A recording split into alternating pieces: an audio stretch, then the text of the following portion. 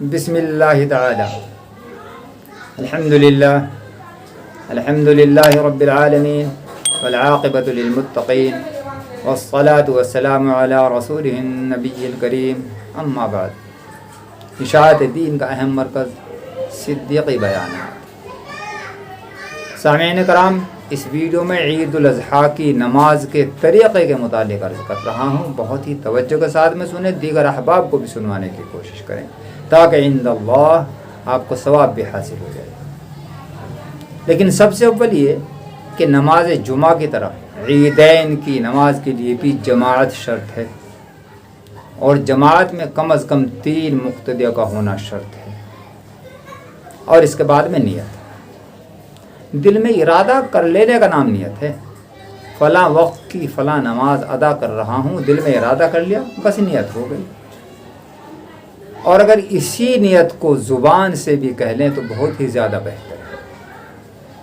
2 رکعات نماز عید الاضحیٰ واجب مع زائد 6 تکبیروں کے واسطے اللہ تعالیٰ کے منہ میرا کعبہ شریف کی طرف پیچھے پیش امام کے اللہ اکبر کہہ کر کے ہاتھ باندھیں۔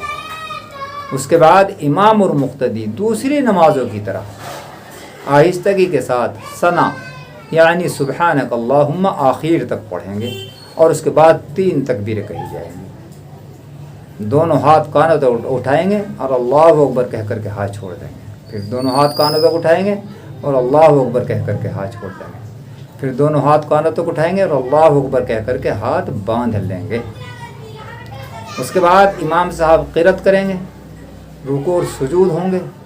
دوسری رکعت میں پھر امام صاحب قرات کریں گے، اور قرات پوری کرنے کے بعد میں پھر 3 تکبیریں حسب سابق کہی جائے گی۔ دونوں ہاتھ کانوں تک اٹھائیں گے اور اللہ اکبر کہہ کر کے ہاتھ چھوڑ دیں گے۔ پھر دونوں ہاتھ کانوں تک اٹھائیں گے اور اللہ اکبر کہہ کر کے ہاتھ چھوڑ دیں گے۔ پھر دونوں ہاتھ کانوں تک اٹھائیں گے اور اللہ اکبر کہہ کر کے ہاتھ چھوڑ دیں گے، اور اب بغیر کانوں تک ہاتھ اٹھائے اللہ اکبر کہتے ہوئے رکوع میں چلے جائیں گے اور نماز پوری کر لیں گے۔ اس کے بعد امام اور مقتدی دعا کریں گے۔ بہتر یہ ہے کہ اس موقع پر اجتماعی دعا کی جائے۔ اپنے لیے دعا کریں، پوری امت کے لیے دعا کریں، اور سامعین کرام خاص طور سے اس وقت میں میرے لیے بھی خیر و عافیت اور صحت و تندرستی کی دعا فرمائیں، اس لیے کہ عیدین کی نماز کے بعد اللہ تعالیٰ دعائیں قبول فرماتا ہے۔ اس کے بعد میں امام خطبہ کہے گا۔ سامعین کرام، دھیان رہے کہ خطبے کا کہنا سنت ہے، لیکن خطبے کا سننا واجب ہے، لہٰذا خطبہ سن کر کے جائیں۔ اگر ہم بغیر خطبہ سنے ہی چلے گئے تو سمجھ لیجئے کہ ہم نے ایک واجب کو ادا کیا ہے یعنی نماز کو، اور ایک واجب کو ہم نے ترک کر دیا ہے یعنی خطبہ سننے کو، لہٰذا معاملہ برابر رہا۔ یہاں تک کہ جس جگہ پر ہم بیٹھے ہوئے ہیں وہاں تک اگر خطیب کی آواز نہ جائے۔ اس کے علاوہ یہ کہ یہ خطبہ عربی میں ہوتا ہے اور عربی زبان سے ہم واقف نہیں ہیں، خطبے کو اگر ہم نہیں سمجھ رہے ہیں، ان کے باوجود بھی اپنی جگہ پر بیٹھے رہیں اور خطیب کے خطبہ پورا کرنے کا انتظار کریں۔ جب خطیب خطبہ پورا کر لے اس کے بعد میں جائیں۔ سامعین کرام، اس وقت میں ایک بات عرض کر دینا نہایت ہی ضروری سمجھتا ہوں کہ خصوصاً عیدین کی نماز کے بعد امام صاحب سے آپس میں مصافحہ کرتے ہیں، معانقہ کرتے ہیں، اس کا اسلام سے کوئی لینا دینا نہیں ہے، اس لیے کہ صحابہ کرام رضی اللہ عنہم اجمعین کی زندگی، ان کا عمل ہمارے لیے نمونہ ہے، اور صحابہ کرام کی زندگی میں اس کا کوئی ثبوت نہیں ہے۔